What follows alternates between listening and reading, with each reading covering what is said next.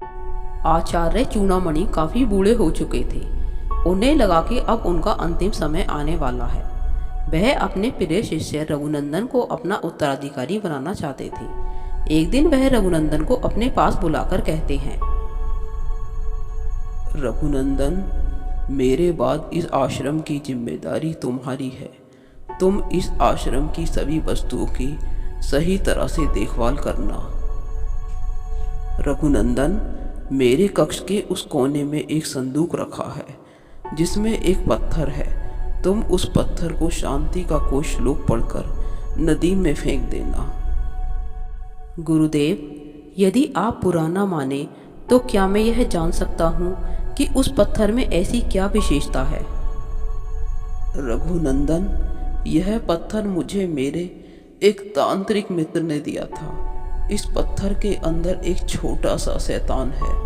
यदि कोई व्यक्ति इस पत्थर को जमीन पर पटक दे तब वह शैतान बाहर आ जाएगा और करने के लिए कुछ ना कुछ काम मांगेगा। यह शैतान छोटा मोटा चमत्कार भी कर सकता है, लेकिन कठिनाई यह है कि एक बार बाहर आ जाने पर शैतान चुप नहीं बैठेगा। वह अपने मालिक से बार बार करने के लिए कोई ना कोई काम मांगता रहेगा।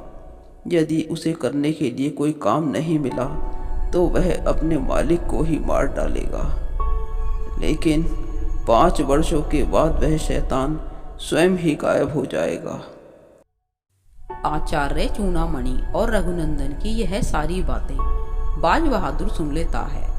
बाज बहादुर खेल तमाशा दिखाने का काम किया करता था और अक्सर आश्रम में आता रहता था। उसने सोचा कि यह पत्थर उसके काम आ सकता है, इसलिए वह चुपके से उस पत्थर को चुराकर अपने घर ले जाता है और अपनी पत्नी को सारी बात बता देता है। सारी बात सुनकर उसकी पत्नी फूलवती कहती है, अरे मैं कहती हूँ, तुम्हें क्या ज़रूरत थी इस पत्थर को चुरा कर घर लाने की? कहीं इस पत्थर के चक्कर में लेने के दे लेना पड़ जाए। अब जल्दी जाओ और इसे वापस वहीं रखाओ। फूलवती, तू नहीं जानती, यह पत्थर मेरे बहुत काम आएगा।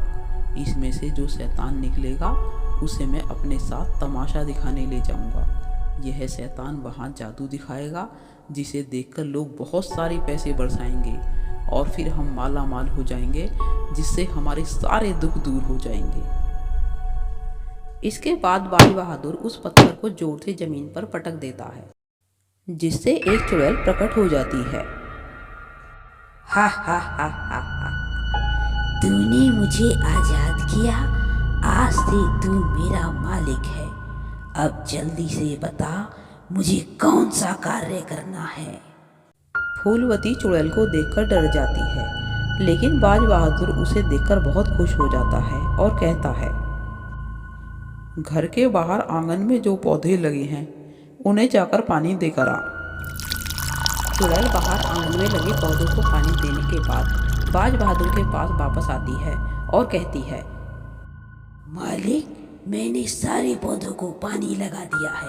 अब बताओ मुझे कौन सा काम करना है। तभी फूलवती आकर कहती है, हाय, मेरे सारे पौधे खराब कर दिए इसने।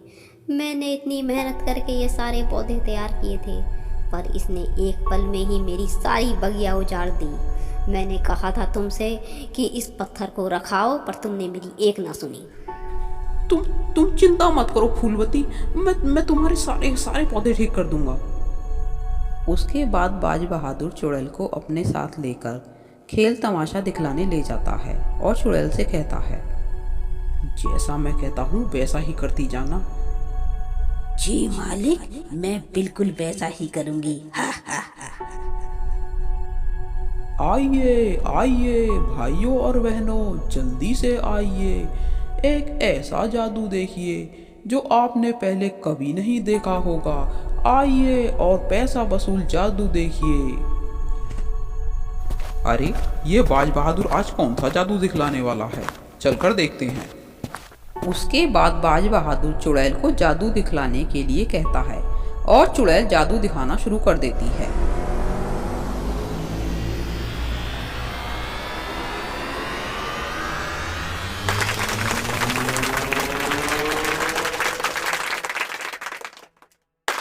उसके बाद चुड़ैल अपने मुंह से आग निकालना शुरू कर देती है और चारों तरफ आग फैला देती है। आग की भयंकर लपटों को देखकर सभी लोगों को बहुत गुस्सा आता है और वे बाज बहादुर पर पत्थर फेंकना शुरू कर देते हैं। अरे इसने यहाँ हमें जादू दिखलाने बुलाया है या जलाकर मारने के लिए? जल्दी से जान बचाकर भागो यहाँ से। मालिक, कैसा जादू दिखाया मैंने? चल यहाँ से, तू तो मेरा सारा काम धंधा ही चौपट करा देगी। यह काम तेरे बस का नहीं है। अब यह सारा सामान उठा और जल्दी से घर पहुँच।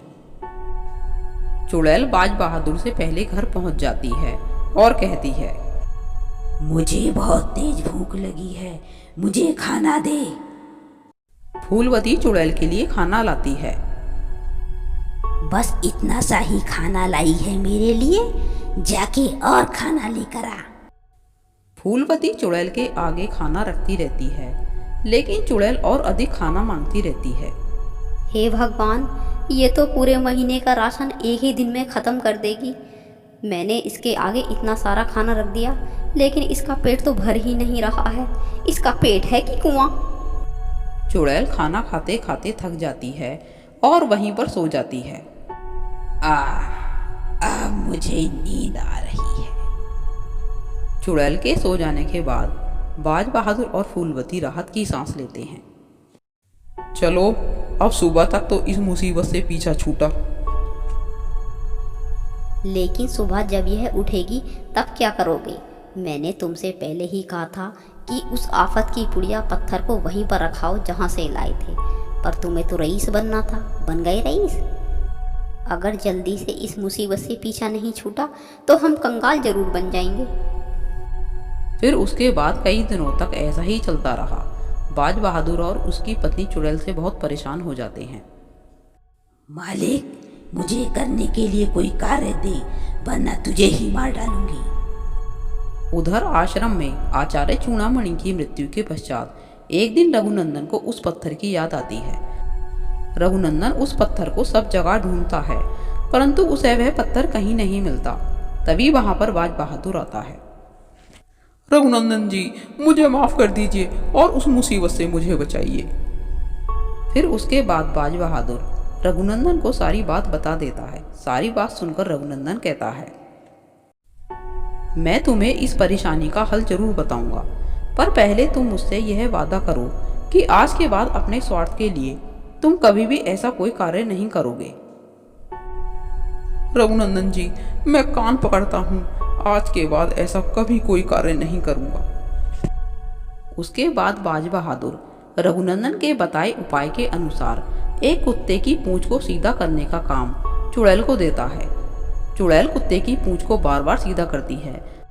चुड़ैल कुत्ते की पूंछ को सीधा करने की कोशिश करती है, लेकिन वह सीधी नहीं हो पाती है।